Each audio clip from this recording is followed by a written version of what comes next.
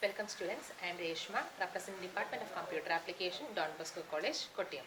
In the last class we had discussed about two different methods for solving the initial basic feasible solution of a transportation problem. And today we are trying to discuss about the third and important method for finding the solution of the transportation problem. അതായത് നമ്മളുടെ transportation പ്രോബ്ലത്തിൻ്റെ initial basic feasible solution കണ്ടുപിടിക്കാൻ total 3 methods ഉണ്ടെന്നാണ് നമ്മൾ പറഞ്ഞിരുന്നത്. ഏതൊക്കെയായിരുന്നു? നമ്മളുടെ north west corner rule, പിന്നെ അതായത് രണ്ടാമത്തത് least cost method, and third one is Vogel's approximation method. ഇന്നത്തെ first 2 methods north west corner റൂളും അതുപോലെ തന്നെ ലീസ്റ്റ് കോസ്റ്റ് മെത്തേഡ് നമ്മൾ ലാസ്റ്റ് ക്ലാസ്സുകൾ നമ്മൾ പറഞ്ഞു നിർത്തി. ഇനി നമ്മൾ പറയാൻ പോകുന്നത് third and the most important method അല്ലെങ്കിൽ most flexible method for finding the initial basic feasible solution of a transportation problem. അപ്പോൾ ഈ തേർഡ് മെത്തേഡിൻ്റെ പേരാണ് എന്ത്? Vogel's approximation method or VAM. Vogel's approximation മെത്തേഡിൻ്റെ പ്രത്യേകത, ഈ മെത്തേഡ് ഉപയോഗിച്ച് നമ്മൾ കണ്ടുപിടിക്കുന്നത് എന്താണ്? ഇനീഷ്യൽ ബേസിക് ഫീസിബിൾ സൊല്യൂഷൻ ആണ്. ഈ ഇനീഷ്യൽ ബേസിക് ഫീസിബിൾ സൊല്യൂഷൻ നമ്മളോട് കണ്ടുപിടിക്കുന്ന ഇനീഷ്യൽ ബേസിക് ഫീസിബിൾ സൊല്യൂഷൻ അതിൻ്റെ ഒപ്റ്റിമൽ സൊല്യൂഷൻ ആണോ എന്ന് ചെക്ക് ചെയ്യുന്നൊരു പ്രൊസീജിയറിൻ്റെ അടുത്തുണ്ട് അല്ലേ. അപ്പോൾ ഈ ഇനീഷ്യൽ ബേസിക് ഫീസിബിൾ സൊല്യൂഷൻ നമ്മൾ 3 രീതിയിൽ കണ്ടുപിടിച്ചു അല്ലേ. North west corner rule, least cost method, അങ്ങനെ വോഗൽസ് അപ്രോക്സിമേഷൻ മെത്തേഡ്. ഇതിൽ ഏറ്റവും എഫിഷ്യൻ്റ് ആയിട്ടുള്ള മെത്തേഡായിട്ട് നമുക്ക് എന്തിനെ കണക്കാക്കാം? വോഗൽസ് അപ്രോക്സിമേഷൻ മെത്തേഡ് നമുക്ക് കണക്കാക്കാം. കാരണം ഈ വോഗൽസ് അപ്രോക്സിമേഷൻ മെത്തേഡിലൂടെ നമ്മൾ കണ്ടുപിടിക്കുന്ന ഇനീഷ്യൽ ബേസിക് ഫീസിബിൾ സൊല്യൂഷനെ സംബന്ധിച്ച് എറേഴ്സ് കുറവായിരിക്കും. ഓർ ഇറ്റ് വിൽ ബി അത് നമ്മളുടെ ഒപ്റ്റിമൽ സൊല്യൂഷനുമായിട്ട് ഏറ്റവും അടുത്ത് നിൽക്കുന്ന നിയറസ്റ്റ് ആയിട്ടുള്ള സൊല്യൂഷൻ ആയിരിക്കും എന്ന് പറയുന്നത് വോഗൽസ് അപ്രോക്സിമേഷൻ മെത്തേഡിലൂടെ നമ്മൾ കാൽക്കുലേറ്റ് ചെയ്യുന്ന ഇനീഷ്യൽ ബേസിക് ഫീസിബിൾ സൊല്യൂഷൻ എന്ന് പറയുന്നത്. So initial basic feasible finding initial basic feasible solution by means of Vogel's approximation method. അതെങ്ങനെയാണെന്ന് നമുക്ക് നോക്കാം. So let's move on to a question. Find the initial solution of the transportation problem by Vogel's approximation method. അപ്പോൾ ഈ തന്നിട്ടുള്ള transportation പ്രോബ്ലത്തിൻ്റെ initial basic feasible solution കണ്ടുപിടിക്കുക by means of Vogel's approximation method. അപ്പോൾ ഈ തന്നിട്ടുള്ള പ്രോബ്ലം നമുക്ക് familiar ആയിട്ടുള്ള പ്രോബ്ലമാണ്. ഇതേ പ്രോബ്ലമാണ് നമ്മൾ നോർത്ത് വെസ്റ്റ് കോർണർ റൂളിലും ലീസ്റ്റ് കോസ്റ്റ് മെത്തേഡിൽ നമ്മൾ അഡോപ്റ്റ് ചെയ്തിരുന്നത്. അപ്പോൾ ആ സെയിം പ്രോബ്ലം ഞാൻ എന്ത് ചെയ്യുന്നു? ഇവിടെ ഞാൻ വോഗൽസ് അപ്രോക്സിമേഷൻ മെത്തേഡ് ഉപയോഗിച്ച് കാൽക്കുലേറ്റ് ചെയ്യണം. അപ്പോൾ നമുക്ക് ആ മെത്തേഡ്സ് ഉപയോഗിച്ച് ചെയ്യുമ്പോൾ കിട്ടുന്ന റിസൾട്ട് നമുക്കത് അനലൈസ് ചെയ്ത് നമുക്ക് മനസ്സിലാവും. നോർത്ത് വെസ്റ്റ് കോർണർ റൂൾ അനുസരിച്ച് നമുക്ക് കിട്ടുന്ന initial basic feasible solution or the minimum transportation cost എന്ന് പറയുന്നത് it is 102 rupees. And in case of least cost method use ചെയ്താണ് നമ്മൾ ഇനീഷ്യൽ ബേസിക് ഫീസിബിൾ സൊല്യൂഷൻ കണ്ടുപിടിക്കുന്നതെങ്കിൽ അവിടെ നമുക്ക് കിട്ടുന്ന സൊല്യൂഷൻ എന്ന് പറയുന്നത് it is 83 rupees something. And here അങ്ങനെയാണെങ്കിൽ വോഗൽസ് അപ്രോക്സിമേഷൻ മെത്തേഡ് ഉപയോഗിച്ച് നമുക്ക് കിട്ടുന്ന മിനിമം ട്രാൻസ്പോർട്ടേഷൻ കോസ്റ്റ് എത്രയാണ് നമുക്കൊന്ന് നോക്കാം. സോ വോഗൽസ് അപ്രോക്സിമേഷൻ മെത്തേഡ് ചെയ്യുന്ന പ്രകാരമാണ് നമുക്ക് തന്നിട്ടുള്ള ക്വസ്റ്റ്യൻ ആദ്യം എന്ത് ചെയ്യുക? ഒന്ന് എടുത്തെഴുതുക. So rewriting the question.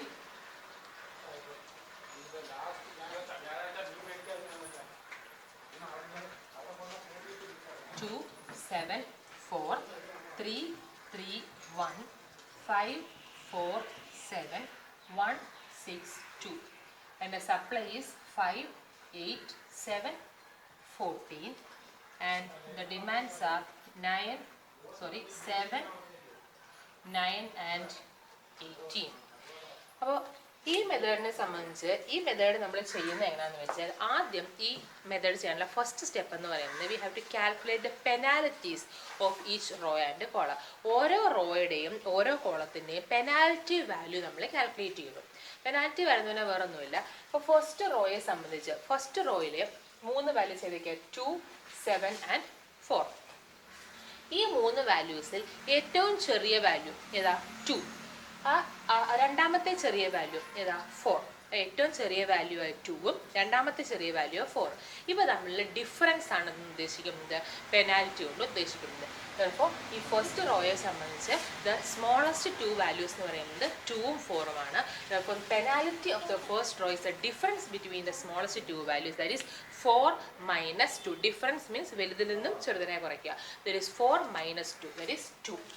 അത് നമ്മളിവിടെ ഫസ്റ്റ് റോയ്ക്ക് നേരെ ബ്രാക്കറ്റിൽ എഴുതാം. സിമിലർലി സെക്കൻഡ് റോയുടെ പെനാൽറ്റി ഇങ്ങനെ കാൽക്കുലേറ്റ് ചെയ്യുമ്പോൾ it is 3 - 1 is also 2. Again third റോയെ സംബന്ധിച്ച് തേർഡ് റോയുടെ പെനാൽറ്റി നമ്മൾ കാൽക്കുലേറ്റ് ചെയ്യാനായിട്ട് 5 മൈനസ് 4 ദറ്റ് ഈസ് 1.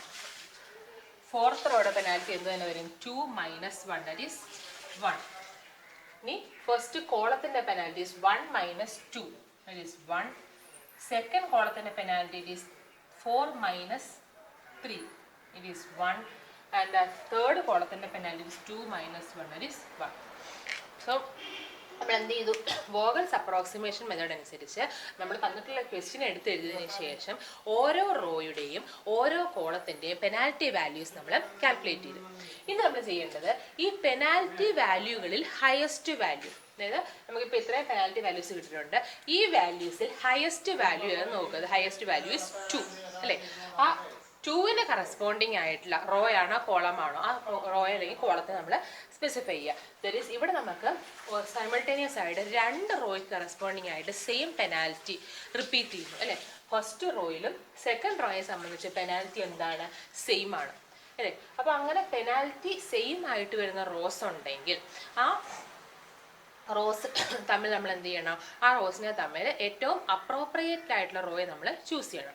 അപ്പോൾ അതിന് വേണ്ടി നമ്മൾ ചെയ്യുന്നത്, ഇപ്പോൾ നമ്മൾ ഫസ്റ്റ് 2 എന്ന് പറയുന്ന പെനാൽറ്റി ഉള്ള ഫസ്റ്റ് റോ എടുക്കുന്നു. ഫസ്റ്റ് റോയിൽ ആ ഏറ്റവും സ്മോളസ്റ്റ് വാല്യൂ ഏതാണ്? 2 അല്ലേ?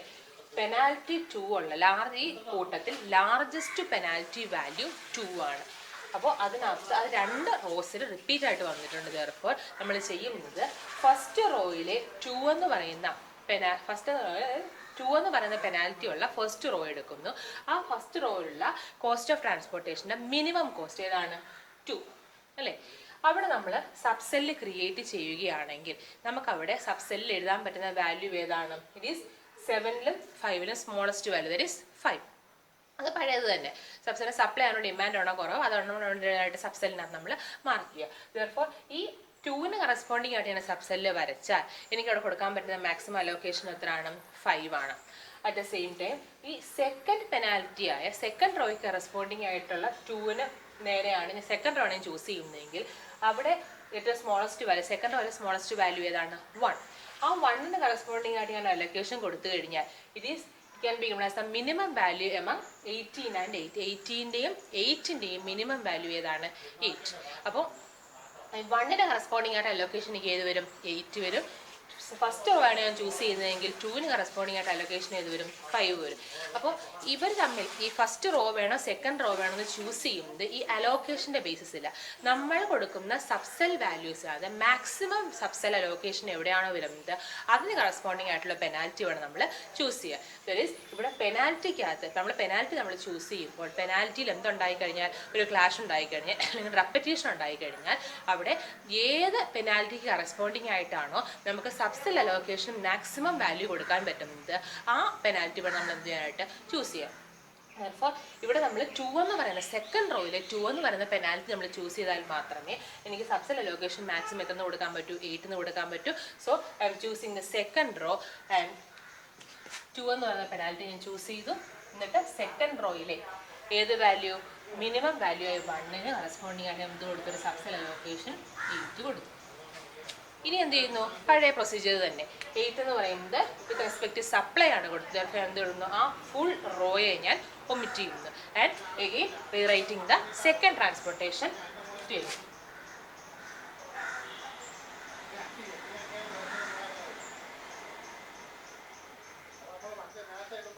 2 7 4 3 3 1 എന്ന് പറഞ്ഞ റോ ഞാൻ ചെയ്തു ഒമിറ്റ് ചെയ്തു. എഗെയിൻ 5 4 7 1 6 2. ഇനി എന്ത് ചെയ്യുന്നു? ഈ 2 7 4ന് മാറ്റമൊന്നുമില്ല. എഗെയിൻ സപ്ലൈ ഈസ് 5 5 4 7ൻ്റെ റോയ്ക്ക് മാറ്റമൊന്നുമില്ല. 7 ആൻഡ് ഹിയർ ഇറ്റ് ഈസ് 14 അല്ലേ? അപ്പോൾ നമ്മൾ കൺസിഡർ 2 വാല്യൂസ് ഏതൊക്കെയായിരുന്നു? 8ഉം 18ഉം ആയിരുന്നു. ആ വാല്യൂസ് ഏതെങ്കിലും റിപ്പീറ്റ് ചെയ്ത് വന്നാൽ മാത്രമേ ആ വാല്യൂസിൻ്റെ പ്രസൻസ് വരുമ്പോൾ മാത്രം എന്ത് ചെയ്താൽ മതി? നമ്മളവിടെ മാറ്റങ്ങൾ കൊടുത്താൽ മതി. So here can written as 7 and 9. ഇനി അടുത്ത് എന്ത് വരുന്നത്? 18 എന്ന് പറയുന്ന വാല്യൂ ആണ് വരുന്നത്. ആ 18 എന്ന് പറയുന്ന വാല്യൂ നമ്മൾ ലാസ്റ്റ് ട്രാൻസ്പോർട്ടേഷൻ പ്രോബ്ലത്തിൽ കൺസിഡർ ചെയ്തതുകൊണ്ട് ആ വാല്യൂ നമ്മൾ എന്ത് ചെയ്യണം? ഒന്ന് മാറ്റി എഴുതണം. അവിടെ എന്താ പറഞ്ഞത്? 18 ഡിമാൻഡ് ഉണ്ടായിരുന്നു. അതിനകത്ത് എത്ര കൊടുത്തുള്ളൂ? എത്ര കൊടുത്തു അവർ? 8 യൂണിറ്റ്സ് സപ്ലൈ ചെയ്തു. 18 യൂണിറ്റ്സിന് ഡിമാൻഡ് ഉണ്ടായിരുന്നു ആൻഡ് ഹാഡ് സപ്ലൈഡ് 8 യൂണിറ്റ്സ് അവർ എന്ത് ചെയ്തു, സപ്ലൈ ചെയ്തു. ബാക്കി അപ്പോൾ എത്ര യൂണിറ്റ്സ് കൂടെയാണ് അവർക്ക് ഡിമാൻഡ് ഉള്ളത്? 10 units. That is 18 minus 8, 10 units ആണ് ബാക്കി ഡിമാൻഡ്, ബാക്കി റിക്വയർമെന്റ് ഉള്ളത്. ആ 10 യൂണിറ്റ്സിനെ ഇവിടെ എഴുതി. Again repeating the same procedure. നമ്മൾ ഫസ്റ്റ് റോയിലെ പെനാൽറ്റി കാൽക്കുലേറ്റ് ചെയ്യുമ്പോൾ ഇറ്റ് ഈസ് 4 മൈനസ് 2. പെനാൽറ്റി എന്ന് കാൽക്കുലേറ്റ് ചെയ്യുന്നത് ഏത് റോയുടെ അല്ലെങ്കിൽ ഏത് കോളത്തിനാണ് പെനാൽറ്റി കാൽക്കുലേറ്റ് ചെയ്യേണ്ടതും ആ റോയിലെ നമ്പേഴ്സ് അഥവാ എലമെന്റ്സിനെ നമ്മൾ കൺസിഡർ ചെയ്തതിന് ശേഷം അതിനകത്ത് സ്മോളസ്റ്റ് ആയിട്ടുള്ള 2 വാല്യൂസ്, ഏറ്റവും ചെറിയ വാല്യൂവും തൊട്ടടുത്ത ചെറിയ വാല്യൂവും കൂടി എടുത്ത് അവർ തമ്മിലുള്ള ഡിഫറൻസ് കാൽക്കുലേറ്റ്, സ്മോളസ്റ്റ് ആയിട്ടുള്ള 2 വാല്യൂസ് തമ്മിലുള്ള ഡിഫറൻസ് നമ്മൾ കാൽക്കുലേറ്റ് ചെയ്യുന്നു. Therefore it is here it is 4 minus 2 2, here it is 5 minus 4 1, here it is 2 minus 1 1, again here 1, here it is 4 minus 6 minus 4 2, again here it is 4 minus 2 2. ഇവിടെ എന്ത് വരുന്നു? Largest penalty ആയിട്ടുള്ള വരുന്ന value 2 ആണ്. ആ 2 എന്ന് പറയുന്ന പെനാൽറ്റി 3 പൊസിഷനിൽ എന്ത് ചെയ്യുന്നു? റിപ്പീറ്റ് ചെയ്യുന്നു. സോ ഈ 3 പൊസിഷൻ റിപ്പീറ്റ് ചെയ്യുമ്പോൾ എവിടെയാണ് ഏത് പൊസിഷന് കറസ്പോണ്ടിങ് ആയിട്ടുള്ള സബ്സെല്ലിനാണോ മാക്സിമം അലോക്കേഷൻ വരുന്നത് നോക്കുക. അപ്പോൾ ഈ 2 ആണ് ഞാൻ ചൂസ് ചെയ്യുന്നതെങ്കിൽ ഇവിടെ minimum cost of transportation two, അപ്പോൾ ഈ സെല്ലിന് കറസ്പോണ്ടിങ് ആയിട്ട് വരുന്ന സബ്സെൽ അലോക്കേഷൻ എത്രയാണ്? 5 ആണ്. ഇനി ഈ 2 ആണ് ഞാൻ ചൂസ് ചെയ്യുന്നതെങ്കിൽ 2 എന്തിൻ്റെ ബേസിലുള്ളത്? ഈ കോളത്തിൻ്റെ ബേസിലുള്ളത് അല്ലേ. അപ്പോൾ ഈ കോളത്തിലെ മിനിമം വാല്യൂ ഏതാണ്? 4. ആ 4ന് കറസ്പോണ്ടിങ് ആയിട്ടുള്ള സബ്സെൽ അലോക്കേഷൻ എത്രയാണ്? 7 ആണ്. എഗെയിൻ ഈ 2 ആണ് ഈ 2 പെനാൽറ്റി ഞാൻ ചൂസ് ചെയ്യുന്നതെങ്കിൽ ഇവിടുത്തെ മിനിമം വാല്യൂ 2. എഗെയിൻ അതിന് കറസ്പോണ്ടിങ് ആയിട്ടുള്ള സബ്സെൽ അലോക്കേഷൻ എത്ര ആയിരിക്കും? 10 ആയിരിക്കും അല്ലേ. Therefore 5, 7 and 10 ഇതിൽ മാക്സിമം സബ്സെൽ അലോക്കേഷൻ ഏതാണ് വരുന്നത്? 10 എന്ന് പറയുന്ന വാല്യൂ ആണ്. Therefore ആ വാല്യൂവിന് കറസ്പോണ്ടിങ് ആയിട്ടുള്ള സെല്ല് വേണം നമ്മൾ എന്ത് ചെയ്യാനായിട്ട്, ആ പെനാൽറ്റി വേണം നമ്മൾ ചൂസ് ചെയ്യാൻ. ആ സെല്ല് വേണം നമ്മൾ എന്ത് ചെയ്യാനായിട്ട് മാർക്ക് ചെയ്യാൻ. Therefore ഈ 2 എന്ന് പറയുന്ന പെനാൽറ്റി ഞാൻ ചൂസ് ചെയ്തു. Therefore ഈ സെല്ല് ഞാൻ മാർക്ക് ചെയ്ത് ഇവിടെ എത്ര കൊടുത്തു? 10 എന്ന് പറയുന്ന നമ്മളുടെ സബ്സെൽ അലോക്കേഷൻ കൊടുത്തു. എന്നിട്ട് എന്ത് ചെയ്യുന്നു? ഈ 10 എന്ന് പറയുന്ന വാല്യൂ എന്തിന് കറസ്പോണ്ടിങ് ആയിട്ടുള്ളതാണ്? കോളത്തിന് കറസ്പോണ്ടിങ് ആയിട്ടുള്ളതാണ്. Therefore ആ കോളം ഞാൻ എന്ത് ചെയ്യുന്നു? ഒമിറ്റ് ചെയ്തതിന് ശേഷം നെക്സ്റ്റ് ട്രാൻസ്പോർട്ടേഷൻ ടേബിൾ നമ്മൾ കൺസ്ട്രക്ട് ചെയ്യുന്നു. So third transportation table become 2 7 5 4 1 6. Again here it is 7 and 9, here it is 5 7. ഇവിടെ എന്ത് വരും? 14 ആയിരുന്നു ടോട്ടൽ. അവിടെ എന്തുണ്ടായിരുന്നത്? സപ്ലൈ ഉണ്ടായിരുന്നത്. എത്ര അവർ എടുത്തു? 10 യൂണിറ്റ്സ് അവർ റിക്വയർഡ് എടുത്തു. ബാക്കി എത്ര യൂണിറ്റ്സ് ഉണ്ട്? 4 യൂണിറ്റ്സ് ആണ് വരുന്നത് അല്ലേ. ഇവിടെ ഏതൊക്കെ വാല്യൂസ് തമ്മിലായിരുന്നു സബ്സിഡി അലോക്കേഷൻ അത് കൊടുക്കാനായിട്ട് നമുക്ക് കമ്പാരിസൺ വേണ്ടി വന്നത്? 10ഉം 14. അപ്പോൾ അവിടെ ടോട്ടൽ 14 എത്ര എന്തുണ്ടായിരുന്നു? അവൈലബിലിറ്റി ഉണ്ടായിരുന്നു. അതിനകത്ത് റിക്വയർഡ് ആയിട്ടുള്ള എത്രയേ ഉള്ളൂ? 10 യൂണിറ്റ്സ് ഉണ്ടായിരുന്നുള്ളൂ. സോ അതിനകത്ത് 14ൽ എത്ര യൂണിറ്റ്സ് എടുത്തു? 10 യൂണിറ്റ്സ് എടുത്തതിന് ശേഷം ബാക്കി എത്ര യൂണിറ്റ്സ് അവിടെ അവൈലബിൾ ആയിട്ടുണ്ട്? ഇനി 4 യൂണിറ്റ്സ്. ചിലപ്പോൾ ആ 4 യൂണിറ്റ്സ് നമ്മളിവിടെ എഴുതി. ഇനി എന്ത് ചെയ്യുന്നു? സെയിം പ്രൊസീജിയർ റിപ്പീറ്റ് ചെയ്യുന്നു. പെനാൽറ്റി വീണ്ടും നമ്മൾ കാൽക്കുലേറ്റ് ചെയ്യുന്നു. ചിലപ്പോൾ ഹിയർ ഇറ്റ് ഈസ് 5 1 5 1 2. ഇവിടെയും പെനാൽറ്റിക്കകത്ത് എന്ത് വരുന്നു? റെപ്പറ്റീഷൻ വരുന്നുണ്ട്. റിപ്പീറ്റ് വരുന്നുണ്ട്. മാക്സിമം അലോക്കേഷൻ ഏതാ വരുന്നതെന്ന് നോക്കാം. ഈ 5ന് കറസ്പോണ്ടിങ് ആയിട്ടുള്ള സെല്ല് നമ്മൾ ചൂസ് ചെയ്യുന്നെങ്കിൽ 2 എന്നൊരു സെല്ലാക്കി ചൂസ് ചെയ്യുന്നത്. ഇവിടെ സബ്സിഡി അലോക്കേഷൻ എത്രയായിരിക്കും? 5 ആയിരിക്കും. അറ്റ് ദ സെയിം ടൈം ഈ 5ന് കറസ്പോണ്ടിങ് ആയിട്ടുള്ള സെല്ല് നമ്മൾ ചൂസ് ചെയ്യുന്നത് ഏത് ചൂസ് ചെയ്യും? 1 ചൂസ് ചെയ്യും. ഈ 1 എന്ന് പറയുന്ന സെല്ലിന് കറസ്പോണ്ടിങ് ആയിട്ടുള്ള സബ്സിഡി അലോക്കേഷൻ 4 വരത്തുള്ളൂ. സോ നമുക്ക് 5 and 4 the maximum allocation can be written. The first cell corresponds to 2. Therefore we can choose the penalty 5. ഈ 5 എന്നുള്ള പെനാൽറ്റി നമുക്ക് എന്ത് ചെയ്യാം? ചൂസ് ചെയ്യാം. സോ ഇവിടെ എനിക്ക് എന്ത് എഴുതാം? 5 എന്ന് ഞാൻ എഴുതി. 5 റോ വൈസ് ആയിരുന്നു എഴുതിയിരുന്നത്. Therefore ആ കറസ്പോണ്ടിങ് റോ നമുക്ക് എന്ത് ചെയ്യാം? അത്രയും സപ്ലൈ നമ്മളിവിടെ കൊടുത്തു. ആ റോ നമുക്ക് എന്ത് ചെയ്യാം? ഒമിറ്റ് ചെയ്യാം. അതിൻ്റെ നെക്സ്റ്റ് ട്രാൻസ്പോർട്ടേഷൻ ഇവിടെ നമുക്ക് കൺസ്ട്രക്ട് ചെയ്യാം.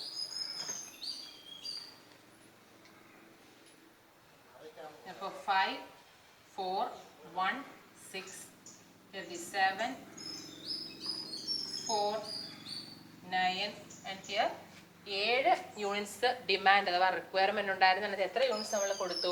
5 യൂണിറ്റ്സ് നമ്മൾ സപ്ലൈ ചെയ്തു. And remaining 2 units.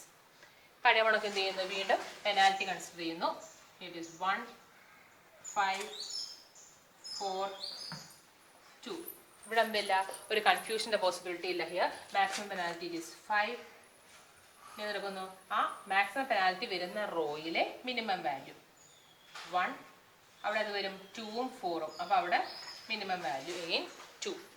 ആ 2 എന്ന് പറയുന്നത് കോളത്തിന് കറസ്പോണ്ടിങ് ആയിട്ട് വേണം വരുന്നത്. ചിലപ്പോൾ ആ കോളത്തെ ഒമിറ്റ് ചെയ്തതിന് ശേഷം ബാക്കി വാല്യൂസ് നമ്മൾ എഴുതും. 4, 6, 9, 7. ഇവിടെ എന്തായിരുന്നു 4 യൂണിറ്റ്സ് ടോട്ടൽ അവൈലബിലിറ്റി ഉണ്ടായിരുന്നത്. എത്ര യൂണിറ്റ്സ് എടുത്തു? 2 യൂണിറ്റ്സ് എടുത്തു. ബാക്കി എത്ര യൂണിറ്റ്സ് ഉണ്ട്? 2 യൂണിറ്റ്സ് ഉണ്ട് അല്ലേ. അഗെയിൻ ഇവിടെ ഡിഫറൻസ് കാണാൻ പ്രത്യേകിച്ചൊന്നുമില്ല അല്ലേ. ചിലപ്പോൾ അവിടുത്തെ പെനാൽറ്റി ഏത് തന്നെയാണ്? 4 തന്നെയാണ്. ഇവിടുത്തെ പെനാൽറ്റി 6. ഇവിടെ നമുക്കങ്ങനെ ഇവിടെ എന്താണ് ഡിഫറൻസ് കാണുമ്പോഴത്തേക്കും 6 - 4 is 2 അല്ലേ. എഗെയിൻ നമുക്ക് എന്ത് ചെയ്യാം, അത് മാക്സിമം പെനാൽറ്റി എന്ന് പറഞ്ഞാൽ 6 ആണ്. അതിന് കറസ്പോണ്ടിങ് ആയിട്ട് ഒരു വാല്യൂ എഴുതുക. അപ്പോൾ അവിടെ നമ്മൾ എന്ത് കൊടുത്തു? സബ്സെൽ ലൊക്കേഷൻ കൊടുത്തു. അത് ഏത് വരും? അപ്പോൾ 2. എഗെയിൻ സിംഗിൾ ആയിട്ട് വരുന്ന ആ റോ ഒമിറ്റ് ചെയ്തതിന് ശേഷം ബാക്കി ഏത് വാല്യൂ വരും? 4 വരും. Here it is 7. ആൻഡ് ഇവിടെ നമുക്ക് ടോട്ടൽ സപ്ലൈ എത്ര ഉണ്ടായിരുന്നുള്ളൂ? 2 ഉണ്ടായിരുന്നുള്ളൂ. ഡിമാൻഡ് എത്ര ഉണ്ട്? 9 ഉണ്ട്. അപ്പോൾ 2 സപ്ലൈ ചെയ്തതിന് ശേഷം ബാക്കി എത്ര വരും? 7 വാല്യൂസ് നമുക്ക് എവിടെ വരും? റിക്വയർമെൻ്റ് ആയിട്ട് നമുക്ക് അവിടെ എഴുതാം. സോ 7 വരുമ്പോഴത്തേക്ക് നമുക്ക് പെനാൽറ്റിയുടെ ആവശ്യമില്ലേ, നേരിട്ട് എന്ത് എഴുതാം? 7 എഴുതാം. സോ ഇതോടെ നമ്മളുടെ വോഗൽസ് അപ്രോക്സിമേഷൻ മെത്തേഡിനകത്തെ ട്രാൻസ്പോർട്ടേഷൻ ടേബിൾ കൺസ്ട്രക്ഷൻ തീർന്നിരിക്കുക. അപ്പോൾ എന്താ ചെയ്തത്? ആദ്യം നമുക്ക് വോഗൽസ് അപ്രോക്സിമേഷൻ മെത്തേഡ് അനുസരിച്ചുള്ള ട്രാൻസ്പോർട്ടേഷൻ ടേബിൾ തന്നിട്ടുള്ള ടേബിൾ നമ്മൾ എടുത്തെഴുതി. ആ ടേബിളിനകത്തെ ഓരോ റോയ്ക്കും കോളത്തിനും കറസ്പോണ്ടിങ് ആയിട്ടുള്ള പെനാൽറ്റീസ് നമ്മൾ കാൽക്കുലേറ്റ് ചെയ്തു.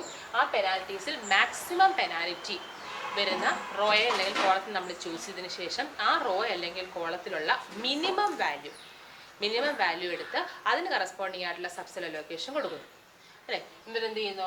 ആ ഏതാണോ റോ അല്ലെങ്കിൽ കോളമാണ് റോ വൈസ് നടക്കുന്നത് വെച്ചാൽ അതിനനുസരിച്ച് എന്ത് ഒമിറ്റ് ചെയ്യുക? റോ അല്ലെങ്കിൽ കോളത്തിൽ നമ്മൾ ഒമിറ്റ് ചെയ്ത് നെക്സ്റ്റ് ട്രാൻസ്പോർട്ടേഷൻ ടേബിൾ എടുത്ത് ദ സെയിം പ്രൊസീജിയർ നമ്മൾ എന്ത് ചെയ്തു? റിപ്പീറ്റ് ചെയ്തു. ഇനി നമ്മൾ എന്ത് ചെയ്തു? നമ്മുടെ ഒറിജിനൽ ടേബിളിനകത്ത് ഈ സബ്സെൽ അലോക്കേഷൻസിനെ ഒന്നും കൂടെ നമ്മൾ മാർക്ക് ചെയ്യുന്നു. Therefore, here it is 8. Again, here it is 10. Become 5. Again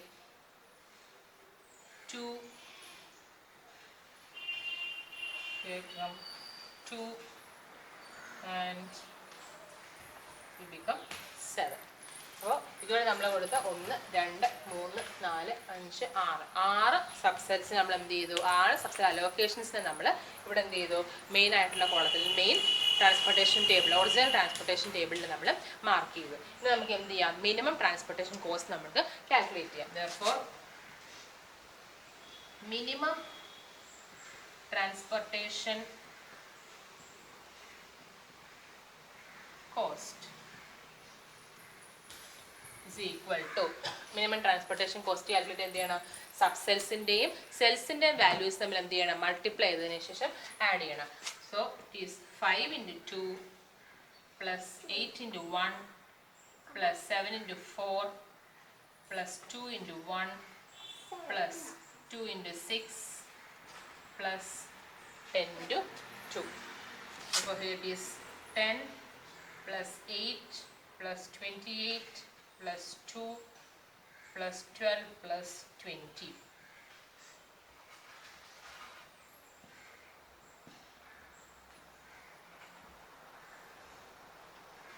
And the result is 8.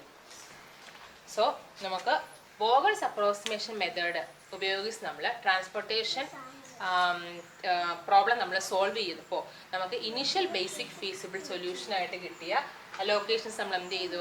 ആ ട്രാൻസ്പോർട്ടേഷൻ ടേബിൾ നമ്മൾ മാർക്ക് ചെയ്തു.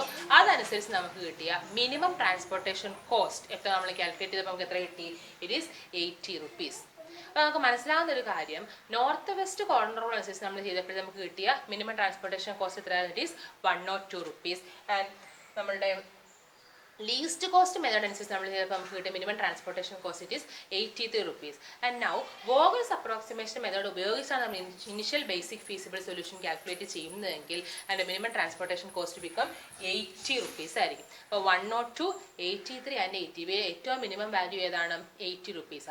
സോ നമുക്ക് ഈ തന്നിട്ടുള്ള പ്രോബ്ലത്തിൻ്റെ മിനിമം കോസ്റ്റ് ഉപയോഗിച്ച് ട്രാൻസ്പോർട്ട് ചെയ്യണം. ഈ 4 ഫാക്ടറീസിൽ നിന്നും 3 വെയർ ഹൗസസിലേക്ക് മിനിമം കോസ്റ്റ് ഉപയോഗിച്ച് നമുക്ക് ട്രാൻസ്പോർട്ടേഷൻ നടത്തണമെന്നുണ്ടെങ്കിൽ അതിന് ഏറ്റവും ഫ്ലെക്സിബിൾ ആയിട്ടുള്ള അല്ലെങ്കിൽ ഏറ്റവും കൺവീനിയൻ്റ് ആയിട്ടുള്ള റൂട്ട് എന്ന് പറയുന്നത് ഏതാണ്? അല്ലെങ്കിൽ അലോക്കേഷൻ എന്ന് പറയുന്നത് ഏതാണ്? വോഗൽസ് അപ്രോക്സിമേഷൻ മെത്തേഡ് ഉപയോഗിച്ച് നമ്മൾ കാൽക്കുലേറ്റ് ചെയ്ത ഈ അലോക്കേഷനാണ്. അപ്പോൾ നമുക്ക് ആൻസേഴ്സ് നമ്മൾ കമ്പയർ ചെയ്ത് മനസ്സിലാവും. ഈ തന്നിട്ടുള്ള methods 3 methods initial basic feasible solution calculate ചെയ്യാനായിട്ട് ഏറ്റവും കൺവീനിയൻ്റ് ആയിട്ടുള്ള അല്ലെങ്കിൽ ഒപ്റ്റിമൽ സൊല്യൂഷനോട് ഏറ്റവും അടുത്ത് നിൽക്കുന്ന എററെല്ലാം കുറഞ്ഞ് ഒപ്റ്റിമൽ സൊല്യൂഷനോട് ഏറ്റവും അടുത്ത് നിൽക്കുന്ന സൊല്യൂഷൻ ഏത് മെത്തേഡ് ഉപയോഗിച്ച് കാൽക്കുലേറ്റ് ചെയ്യുമ്പോൾ നമുക്ക് കിട്ടും? വോഗൽസ് അപ്രോക്സിമേഷൻ മെത്തേഡ് ഉപയോഗിച്ച് കാൽക്കുലേറ്റ് ചെയ്യുമ്പോഴാണ് നമുക്ക് കിട്ടുന്നത്. So Vogel's approximation can be considered as the most approximate or most efficient method for the calculation of initial basic feasible solution. So നമ്മൾ ഫർദർ ആയിട്ടുള്ള പ്രോബ്ലം സാധാരണ നമ്മൾ റൂൾസ് ഒന്ന് സ്പെസിഫൈ ചെയ്ത് തരാത്ത, അതായത് ഇപ്പോൾ ട്രാൻസ്പോർട്ടേഷൻ കോസ്റ്റ് കാൽക്കുലേറ്റ് ചെയ്യുക അല്ലെങ്കിൽ ട്രാൻസ്പോർട്ടേഷൻ ടേബിളിനെ സോൾവ് ചെയ്യുക എന്ന് ജനറൽ ആയിട്ടൊരു ക്വസ്റ്റൻ നമുക്ക് തരുന്നതെങ്കിൽ അവിടെ നമുക്ക് യൂസ് ചെയ്യാൻ പറ്റുന്ന ഏറ്റവും കൺവീനിയൻ്റ് ആയിട്ടുള്ള മെത്തേഡ് ഏതാണ്? അല്ലെങ്കിൽ ഏറ്റവും എറർ ഫ്രീ മെത്തേഡ് ഏതാണ്? വോഗൽസ് അപ്രോക്സിമേഷൻ മെത്തേഡാണ്. ബാക്കി 2 മെത്തേഡ്സ് എടുക്കുമ്പോൾ നമുക്ക് എന്ത് വരില്ല, അത്രയും ഒരു കറക്റ്റ് ആയിട്ടുള്ള വാല്യൂ ഒപ്റ്റിമൽ സൊല്യൂഷൻ അടുത്ത് നിൽക്കുന്ന വാല്യൂ നമുക്ക് കിട്ടണമെന്നില്ല. സോ മെത്തേഡ്സ് കറക്റ്റായിട്ട് ഇന്ന മെത്തേഡ് ഉപയോഗിച്ച് ചെയ്യണമെന്ന് സ്പെസിഫൈ ചെയ്തിട്ടില്ല എന്നുണ്ടെങ്കിൽ നമുക്ക് ചെയ്യാനായിട്ടുള്ള ഏറ്റവും കൺവീനിയൻറ്റ് മെത്തേഡ് ഏതാണ്? വോഗൽസ് അപ്രോക്സിമേഷൻ മെത്തേഡ് ആയിരിക്കും. സോ ഇതാണ് വോഗൽസ് അപ്രോക്സിമേഷൻ മെത്തേഡ് എന്ന് പറയുന്നത്. അപ്പോൾ ഈ മെത്തേഡിന് കറസ്പോണ്ടിങ് ആയിട്ടുള്ള പ്രോബ്ലം നമ്മൾ ചെയ്തത്. So initial basic feasible solution calculate ചെയ്യാനുള്ള 3 മെത്തേഡ്സ് നമ്മൾ കംപ്ലീറ്റ് ചെയ്തു. First one is north west corner rule, second one is least cost method and third one is Vogel's approximation method. So നിങ്ങൾ ചെയ്യേണ്ടത് ഈ Vogel's approximation മെത്തേഡിൻ്റെ ഇന്നത്തെ problem lecture നോട്ടായിട്ട് question എഴുതി answer തന്നെ ചെയ്തതിന് ശേഷം എനിക്ക് എന്ത് ചെയ്യുക, ലെക്ചർ നോട്ടായിട്ട് എഴുതി ഹോം അസൈൻമെൻ്റ് ആയിട്ട് വാട്സപ്പിൽ പോസ്റ്റ് ചെയ്യുക. So that's all for today's session. Thank you.